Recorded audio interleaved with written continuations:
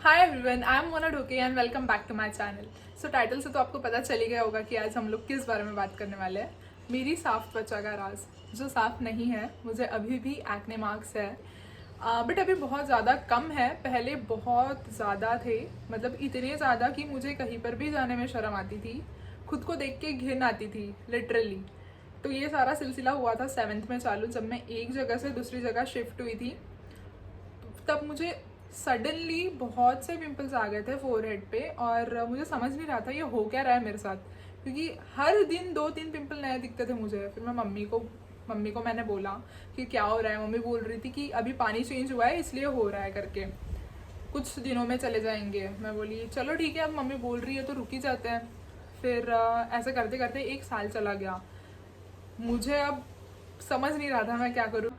अब यार बचपन से ही I am very fascinated about modelling and acting. 7th से मैं वीडियोज़ और फोटोज़ ऐसे क्लिक करती रहती थी, बनाती रहती थी।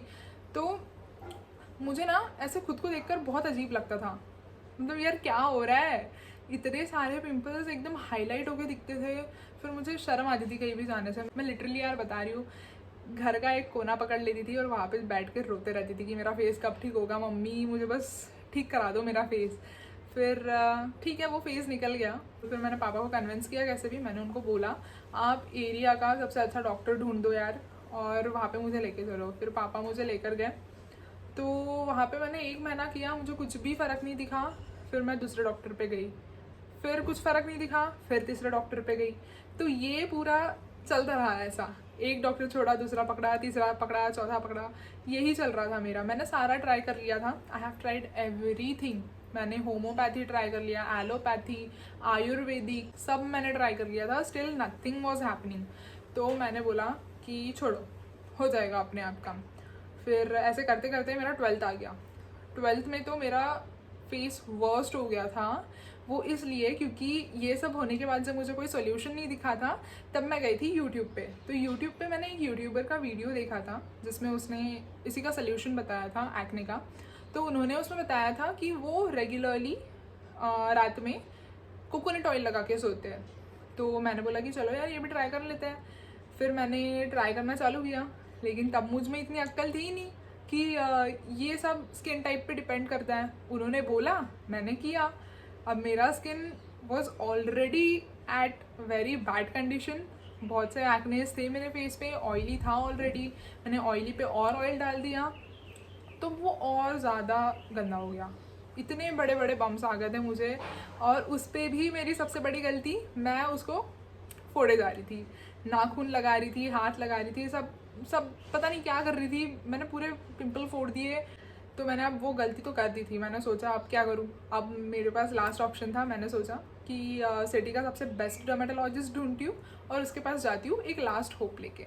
फिर मैं गई, मैंने सबसे अच्छा डर्मेटोलॉजिस्ट ढूंढा, उनके पास मैं गई। उन्होंने मुझे ट्रीटमेंट्स बताई, बहुत अच्छे से सब कुछ एक्सप्लेन किया, मेडिसिन दी, सीरम्स वगैरह, ट्यूब्स वगैरह। She gave me everything and मैंने सब करना चालू कर दिया। फर्स्ट 1-2 महीने तो बहुत ज़्यादा अच्छा लग रहा था मुझे, क्योंकि इट वॉज वर्किंग। मेरा फेस सुधर रहा था, बहुत ज़्यादा कम हो रहा था, एक्ने नहीं आ रहे थे मुझे, फेस ग्लो करने लग गया था, एवरीथिंग वॉज गुड। बट जैसे ही 2 महीने हो गए, मैंने रियलाइज़ किया कि मेरे बहुत ज़्यादा पैसे जा रहे हैं इन सब में, और मैं अफोर्ड ही नहीं कर पा रही थी फिर उतना। और उसी टाइम पे मुझे पुणे भी जाना था। तो मैंने बोला कि छोड़ देती हूँ करके। बस उन्होंने जो मुझे मॉइस्चराइजर, सनस्क्रीन वगैरह जो भी दिया है उसे मैं कंटिन्यू रखूँगी। लेकिन जैसे ही मैं पुणे गई, वहाँ पे मुझे ये सारे प्रोडक्ट्स ही नहीं मिले, क्योंकि ये सब उन्हीं के फार्मेसी में मिलता है। तो मैंने कुछ कंटिन्यू नहीं किया, मैंने कुछ लगाया नहीं, कुछ नहीं। और मुझे तब तो ये मॉइस्चराइज़र, सनस्क्रीन, इन सब का इंपॉर्टेंस भी नहीं पता था इतना, कि ये ना लगाने से इतना कुछ हो सकता है। तो मैं ठीक है, मैंने छोड़ दिया था।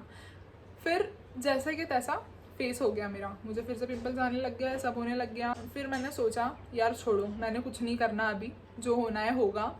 मैंने सब लगाना वगैरह सब छोड़ दिया। फिर मैंने ना पूरा यूट्यूब सर्च मारा। मैंने देखा कि एक्ने प्रोन स्किन के लिए कौन से सीरम्स यूज़ कर सकते हैं, कौन सा मॉइस्चराइज़र, सनस्क्रीन वगैरह वगैरह यूज़ कर सकते हैं। तो मैंने एक अपना स्किन रूटीन बना लिया, एक मॉर्निंग का, एक नाइट का, और फिर उसे मैं अभी फॉलो करती हूँ। पर ऐसा मैंने कुछ भी नहीं किया जिससे मेरे एक्ने गए। ना मैंने ऐसे कोई प्रोडक्ट्स यूज़ किए और कुछ भी किया। हाँ, मैं डॉक्टर के पास जाती थी, वो लोग मुझे मेडिसिन देते थे तब तक के लिए, फॉर द टाइम उनकी ट्रीटमेंट्स बहुत ज़्यादा इफेक्टिव लगती थी। लेकिन जैसे ही उनकी ट्रीटमेंट्स बंद कर दिए, मेडिसिन खाना बंद कर दिया, सब फिर से वैसे ही हो जाता है। So please do not waste your money on this treatments and medicine and all.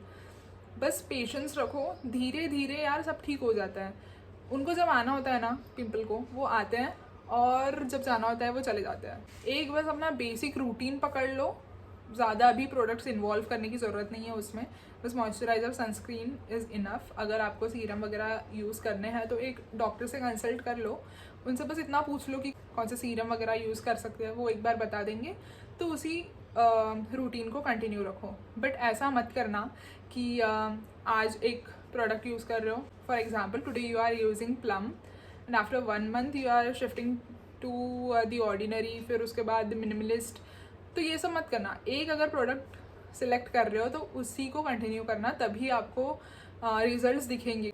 क्योंकि यार एक दिन में तो कुछ होता नहीं है, ना ही एक महीने में होता है, उसको कंटिन्यू रखना पड़ता है। 1 साल बाद तुम्हें पता चलेगा कि उसका रिजल्ट आ भी रहा है या नहीं आ रहा है। लोग तो मुझे बहुत बोलते थे कि पानी पिया करो, ये डाइट रखा करो, अच्छा खाया करो and so on. But I don't think so कि उससे कुछ भी फ़र्क पड़ता है, क्योंकि मैंने तो सब ट्राई कर लिया है। मैंने तो इतना पानी पीती थी यार, मैं लिटरली मैं शिफ्ट हो गई थी वेजीज एंड फ्रूट्स पे, मेरी तबीयत ख़राब होने लग गई थी। बट स्टिल कुछ फ़र्क नहीं पड़ता है उससे, क्योंकि it all depends on your hormones. मुझे तो डॉक्टर ने पहले ही बता दिया था कि तुम्हारे हॉर्मोन्स चेंज हो रहे हैं, उसकी वजह से तुम्हें आ रहे हैं एक्ने। जब वो नॉर्मल हो जाएंगे अपने आप चले जाएंगे करके। लेकिन मुझ में पेशेंस नहीं था, इसलिए मैं सारी ट्रीटमेंट्स वगैरह सब ले रही थी। और अगर आप भी मेरी तरह यूट्यूब पे सर्च कर रहे हो कि एक्ने प्रोन स्किन है तो क्या किया जाए, कैसे कम होंगे, मत करो, क्योंकि नहीं होगे वो कम जब तक उसका एक करेक्ट टाइम नहीं आएगा। ये फेज़ है, ये भी चला जाएगा, और जब जाएगा तब अपने आप ही सब चला जाएगा। मुझे पता है कैसे लगता है इतने फेस पे इतना एक्नेस के साथ रहना, बट ठीक है, सब एक्सेप्ट कर लेते हैं धीरे धीरे खुद को।